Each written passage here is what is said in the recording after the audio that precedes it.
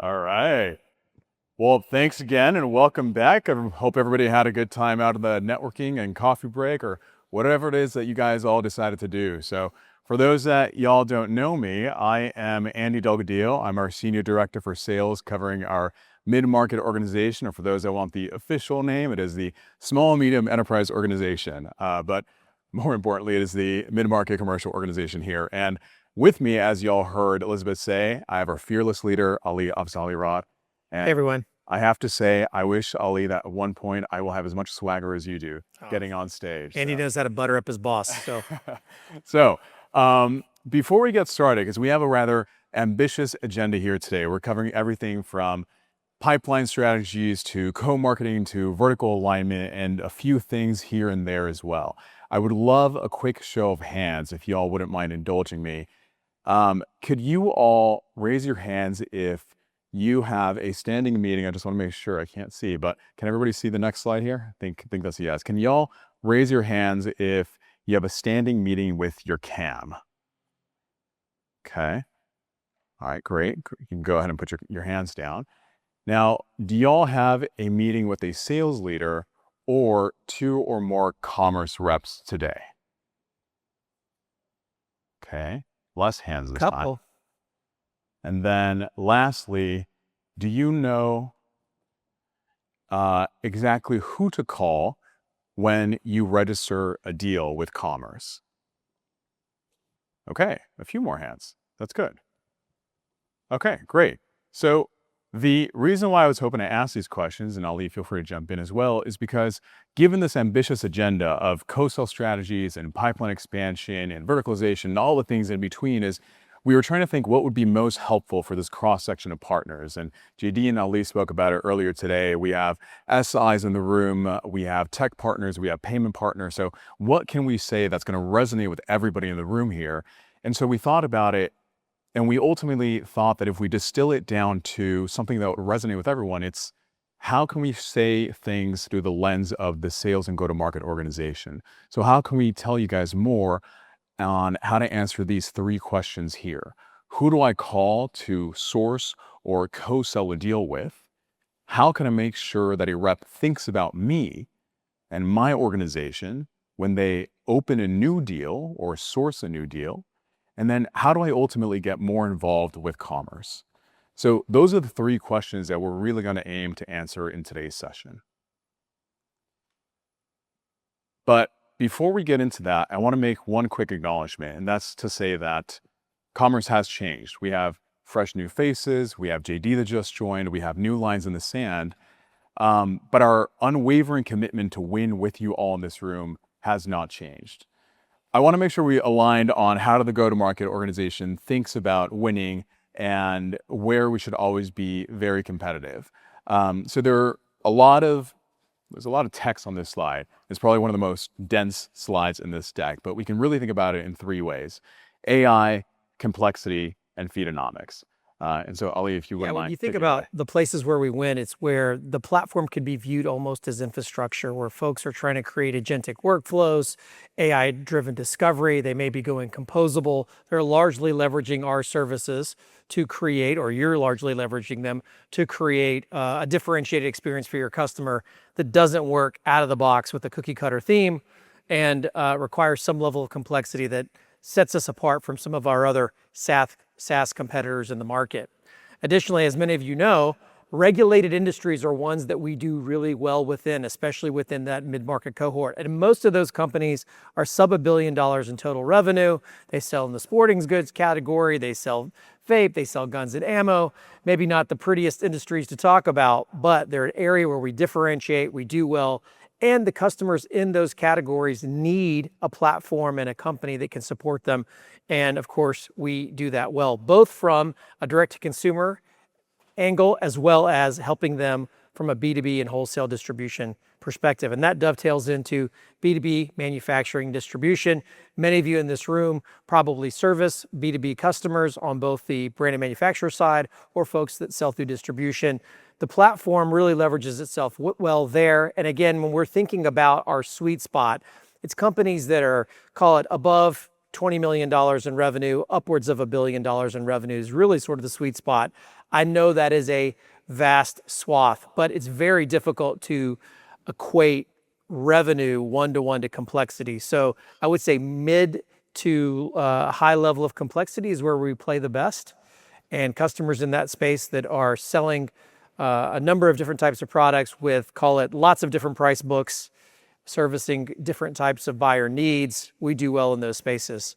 Additionally, Andy, I don't know if you want to cover any of these. Food and beverages is an area where we've done well over the past. We certainly have a pretty deep bench of customers that are in that space where subscriptions are important, and we tend to do well there. And then I'll let you talk about product data and feed first customers. Yeah, thanks, Ollie. So on the feed side, what's really kind of compelling with this story is the fact that we have the category leader with product feed management, with Feedonomics. And regardless of what e-commerce platform that brand or merchant might be in, that's always a conversation that can be had with that brand or merchant. Because that brand, merchant, B2B manufacturer, distributor always wants to make sure that their product is visible, discoverable on any channel, whether it's the new upcoming AI channels or established players like social channels or marketplace channels. That discoverability and visibility is imperative for them to actually get their consumers to find their products and ultimately check out their products across the customer journey. So this is where our go-to-market organization is really thinking about how we can win and where they can win. So we wanted to make sure that we aligned you guys on that too. So before we get into the next slide, I realized that I was way off base on the slides that were being presented. So the next slide we already spoke about. But now is where we get into the actual kind of meat and potatoes of the presentation on a customer story here and trying to give you guys an insight into how our go-to-market organization thinks about partnering with you guys. So this story is a great co-sell story and success story where one of our reps co-sold with one of the SIs, and I believe they're in this room. I saw you guys walking around on a deal with a leading B2B2C health and wellness brand. And the nuts and bolts of it is basically this organization was growing tremendously fast. They were forecasting about a 300% growth to about $3 billion in annual revenue from about $750 or so million in annual revenue. They were staring down the barrel of some tremendous challenges though. Aside from a pretty limited, I'll say, promotions engine that was bootstrapping them, they were kind of tempered by an over-reliance on their IT team, right? Pretty similar story to what a few of you guys have heard in this room here. Long story short, and kind of spoiler alert, we won the deal and ultimately ended up having a pretty successful launch on BigCommerce, our e-commerce platform, over SAP. But what's really interesting about this story isn't necessarily why we won the deal, it's how we co-sold this deal. And we chose this particular story because when we surveyed our sales team and our sales leaders, we realized that this actually encapsulated the key themes as to why our sales reps chose or recommended either one SI or a particular set of SIs into their deals. And so we see here why, for three main reasons, our reps choose SIs to bring into deals. It's finding the right partner for the right reasons, basically answering a why together, aligning on strategy, messaging, and tech architecture, and then finally being in constant communication together with that SI in partnership for any client-facing communication that they might have.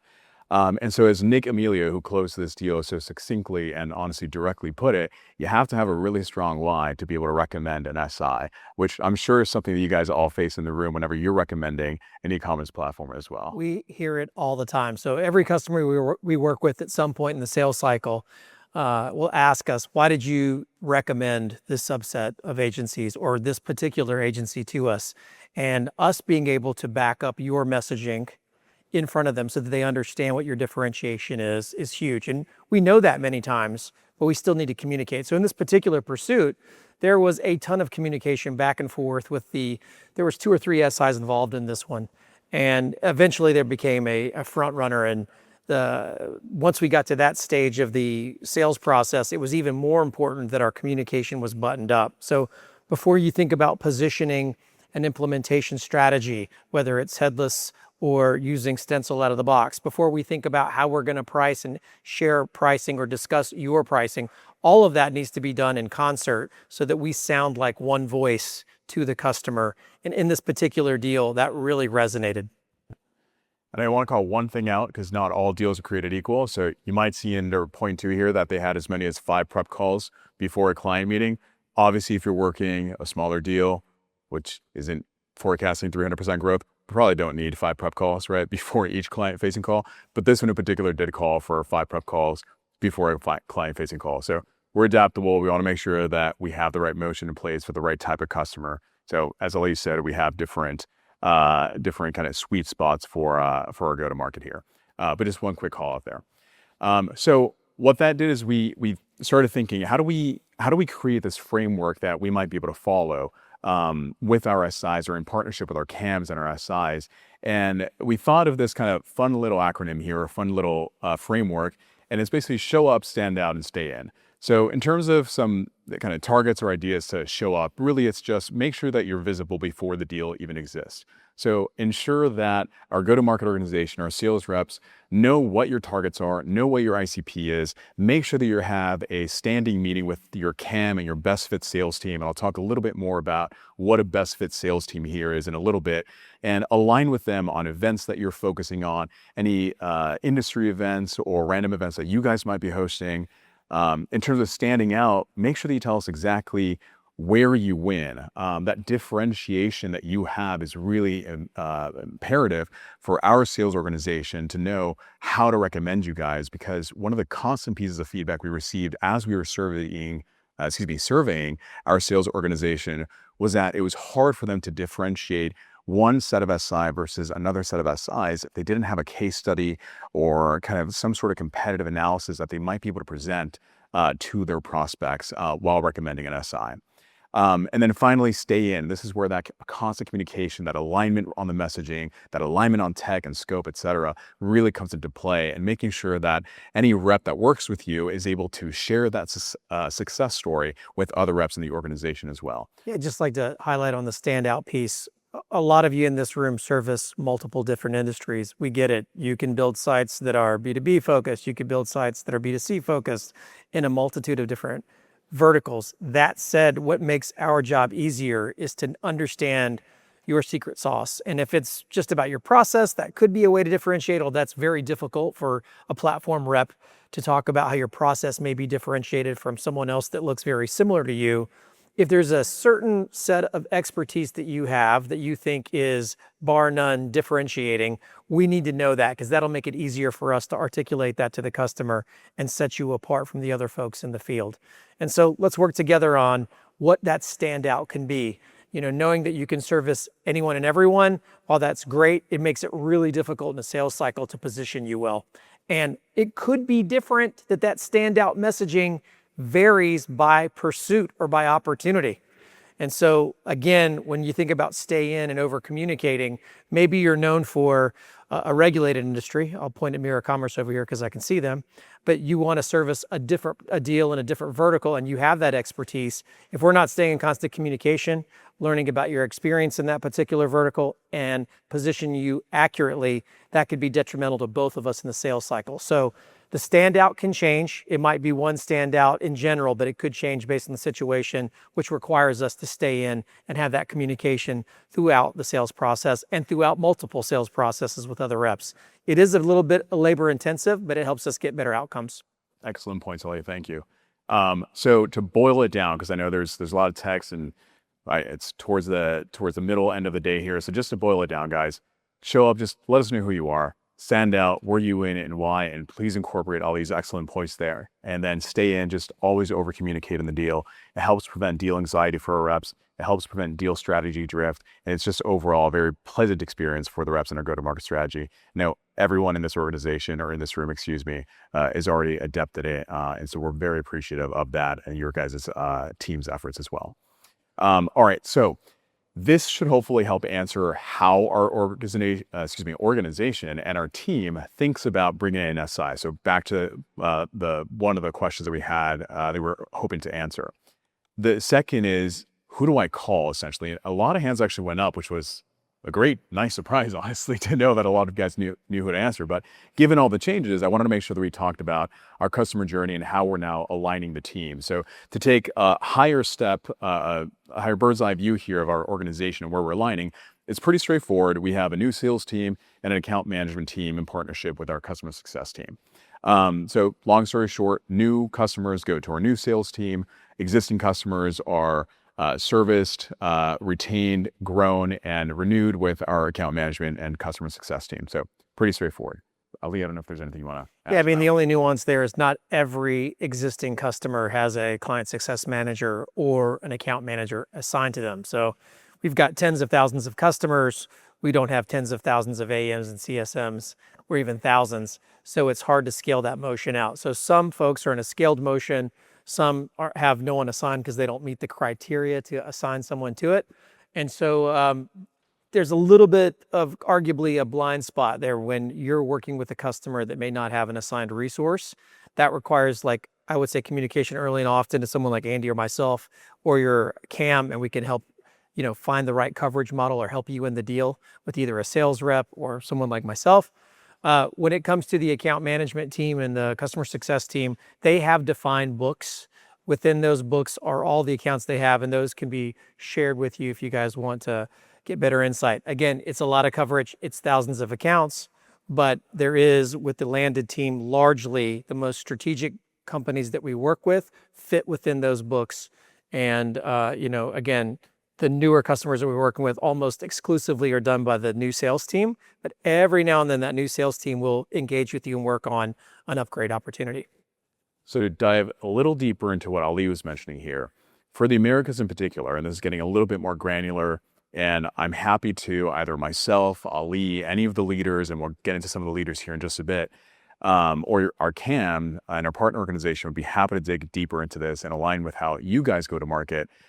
This is how we go to market in the Americas. So some of this may be new, some of this might not be, but generally speaking, it's kind of three matrices here. It's we go to market by team, so new sales or existing customer, by segment, and by vertical. So by team, we covered it already, but it's just as a quick refresh. New sales or account management, and our customer success org is kind of rolled into that.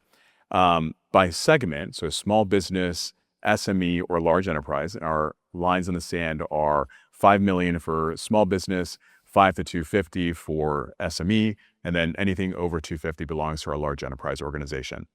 And then finally, and this is talking or calling back to the presentation that JD and Ali had earlier today on how we're building out a more verticalized motion to help establish a better, stronger practice for everyone in this room, is this vertical assignment, which isn't necessarily a new practice for us because we have gone to market with this vertical approach before. But what is new for us in the go-to-market org is that we have designated verticals per rep now. So each rep especially in the SME organization, has a specific vertical that they're assigned. So that is their territory.